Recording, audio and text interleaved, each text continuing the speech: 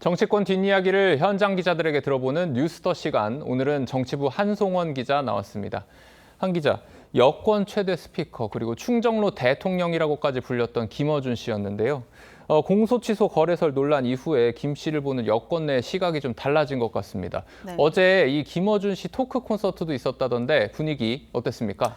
네, 김 씨 토크 콘서트 어제는 대전에서 열렸는데요. 네. 딴지일보 게시판에는 이전과 달리 공연장을 가득 메운 현장 사진 찾아보기 어려웠습니다.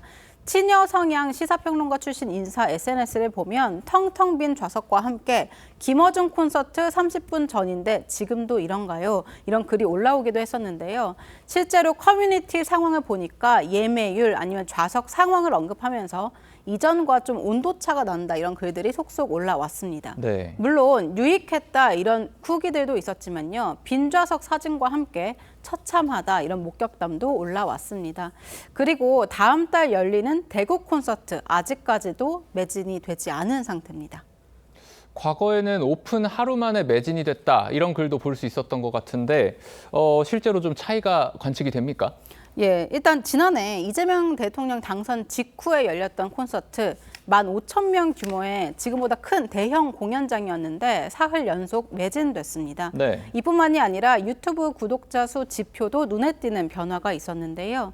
2달 전에는 231만 명이었는데 조국 혁신당과의 합당 이슈 때 약 4만 명, 그리고 최근에 공소 취소 거래설 이후에 추가로 2만 명이 감소했습니다. 여권 안에서 이 김어준 씨의 위상이 변하고 있다 이렇게 볼 수도 있을 것 같은데 이 이유가 뭡니까?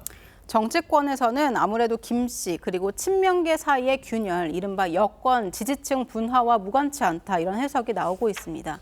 전통적인 민주당 지지층은 친노, 친문, 운동권, 반검찰 정서를 바탕으로 한 선명성을 추구합니다.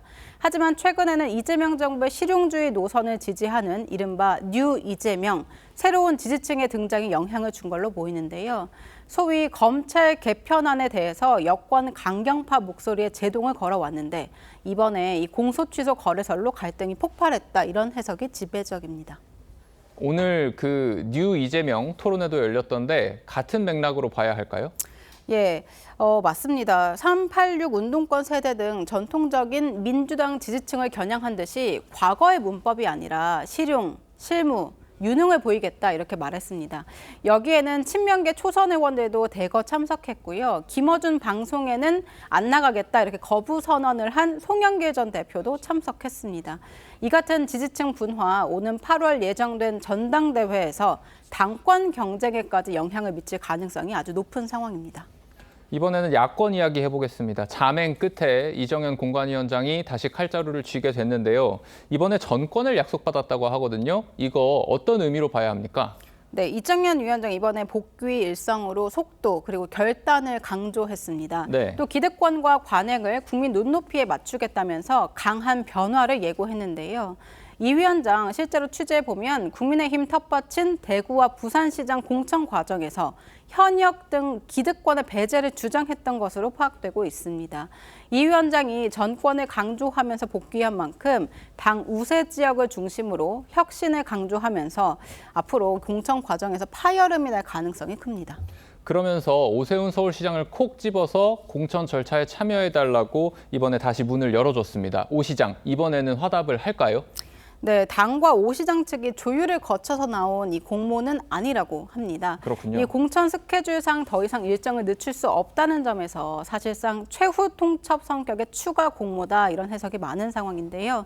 다만 오세훈 시장 측 여전히 혁신 선대위 출범을 요구하고 있는 만큼 아직까지 주말 사이에 큰 진전은 없었습니다.